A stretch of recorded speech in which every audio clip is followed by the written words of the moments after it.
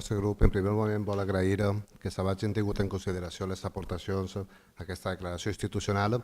i a mi m'agradaria fer alguna ressenya a Julio Robal. Julio Robal per a mi ha sigut una persona que possiblement ha sigut la xispa per a el que és el món de la discapacitat. Una persona que sense ningú interès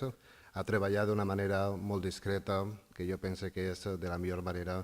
que es pot treballar per aconseguir una meta. Con Julio Robal, possiblement en tavernes, gràcies a Déu, n'hi ha molta gent. A mi també m'agradaria aprofitar aquest acte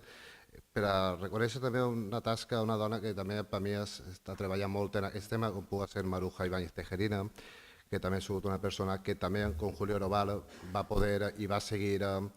treballant per a poder al final aconseguir les metes. Sobre aquest tema, Julio Robal, també conec a la família i moltes vegades està parlant amb ells i m'està comentant la tasca que feia Julio Robal i la veritat és que per a mi em dona gran satisfacció poder al final reconèixer a la bona gent i al final que tota aquesta feina vaig reconvertit en el que és avui en dia el centre ocupacional La Valldigna. Per la nostra part agraïm i, com no, ens adherim a